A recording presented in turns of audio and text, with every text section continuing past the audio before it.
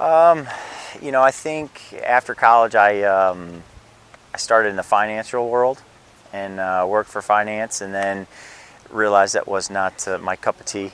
And so I was able to get an opportunity coaching boys and girls tennis at a local high school, and kind of fell in love with the whole coaching aspect.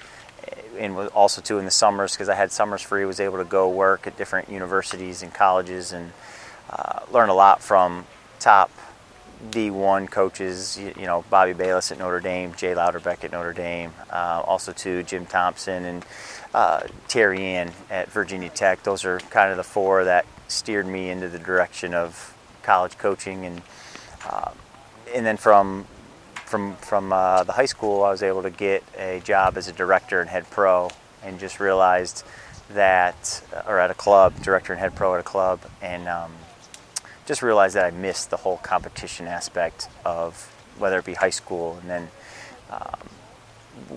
decided then and there that I think that college was the route for me. I wanted to be part of it, missed the competition, being a 4-year athlete in college myself, playing tennis, so I wanted to realize that I really missed all that, and so that's kind of led me to Wingate, and I've been here for, I think it's my 14th season now, so yeah.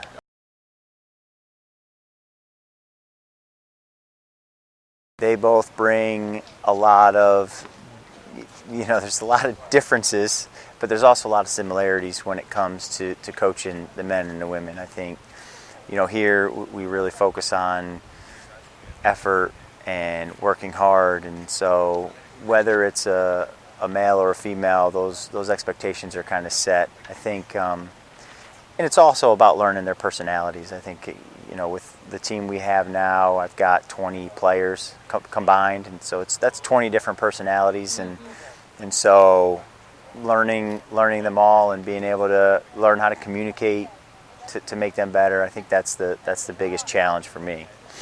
Now, when you schedule matches, are they typically the men and women are playing at the same time? You travel together? Is that how it works? We try to do that. Yeah. Mm-hmm. The men open up this weekend, and it's just them playing. Them. Okay. And there's a couple matches where we have a couple throughout the season where it's just the men or it's just the women. Okay. So, but primarily 95% of the time it's men and women at the same time. Okay.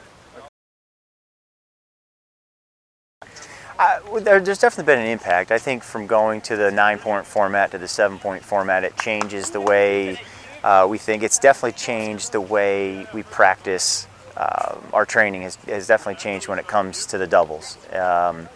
It's about trying to, more about making sure that we're ready to go with a 6-game set. You don't have an opportunity to get too far behind and come out slow. I think that's kind of the biggest aspect of it. I feel like actually it's really made doubles a lot more intense, a lot more energetic, and obviously the score changes too with the no ad.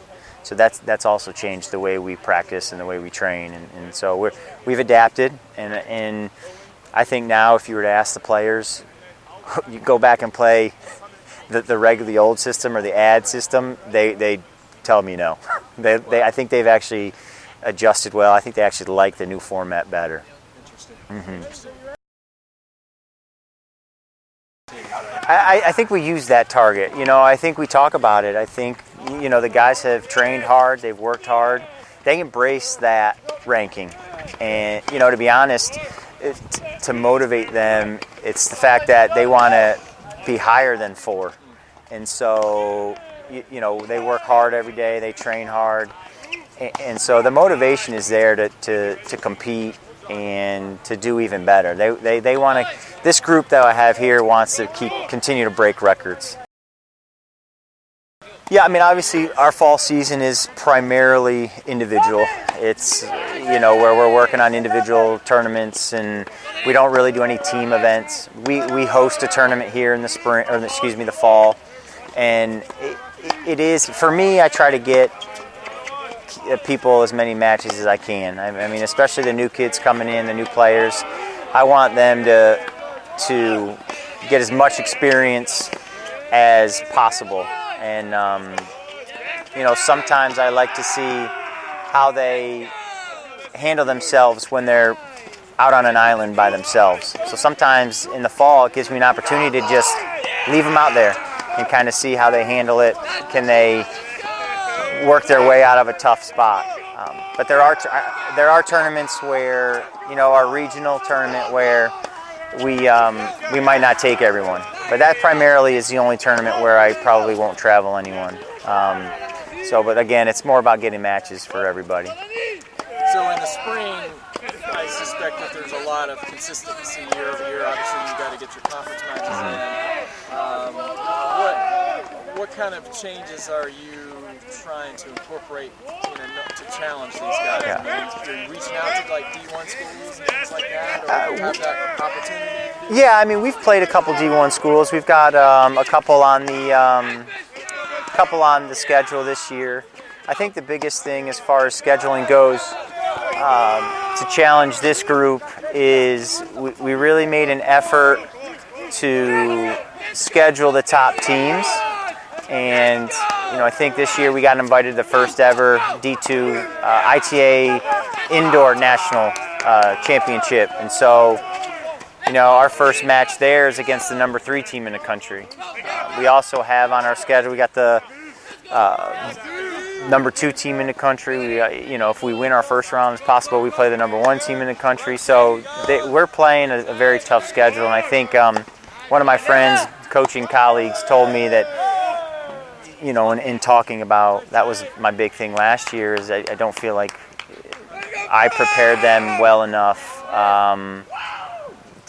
for the NCAA tournament when we started playing that top competition. And so I talked to him a lot, and he just said, you got to play everybody. Whether you win or lose, you got to get out there. So this way you have that experience of you've been through everything. You've experienced everything that you're probably going to experience when you get in the NCAA tournament. So this way your guys are ready. And you can make the changes going through the season that you saw playing those top teams. And the situations that we got into, you can learn from them.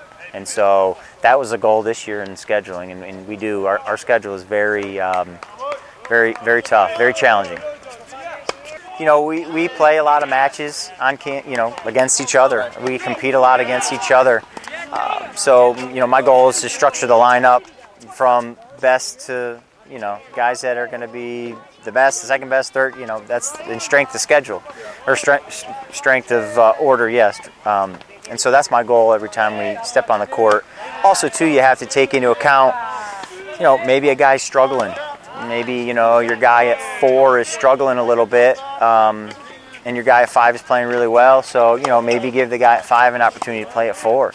And so, I can play around with it a little bit when it comes to that. Obviously, we're only allowed to move to switch one spot at a time.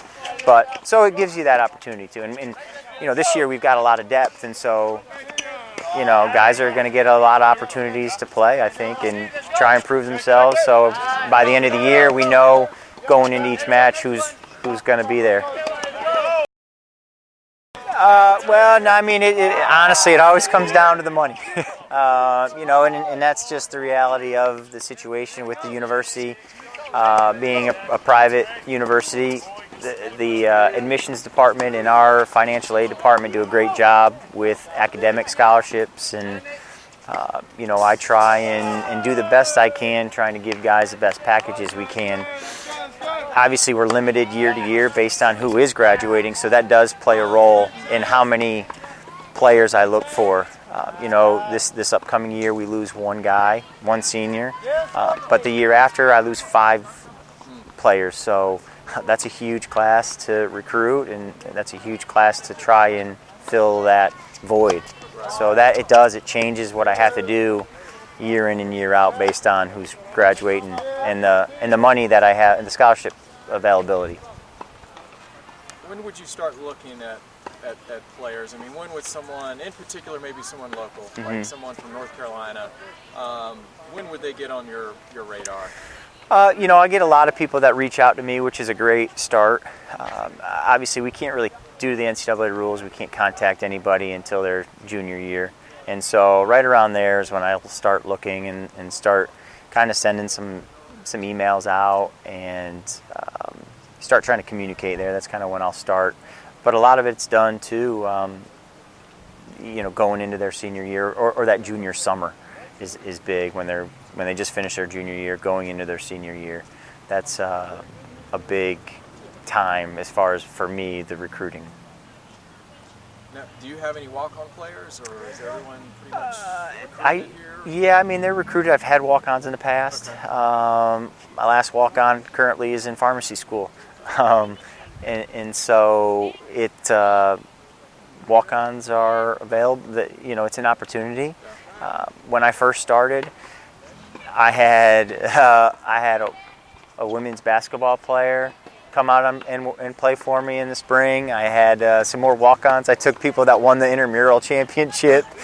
So earlier in my career, there were a lot more opportunities for walk-ons. I think the way the team has become and what we've done over the past, it's become a little bit harder. But I mean, they still, I had a walk-on a couple years ago that came as a walk-on and ended up getting scholarship money I think he was a junior by the time, so he earned that. He developed and was able to become a contributor in the program, and so I felt like it warranted a scholarship. So that opportunity is always available. A lot of foreign recruits in college tennis. I wouldn't think you guys had the budget to fly to Spain, Germany, and Italy. No. Maybe you do. No, it would be nice, but So how do you find those players?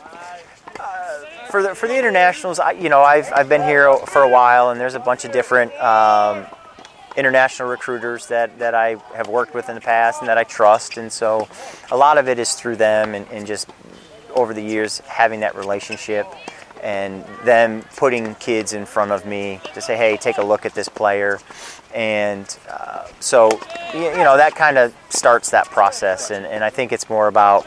Not to say that I don't recruit the Americans. In fact, I think this year I've been turned down by more American kids than I have in a long time. And I think it's just the fact that, at a certain point when the Americans have told me no, and I've got to a certain point where I'm like, okay, then I have to shift the focus of recruiting more towards the internationals.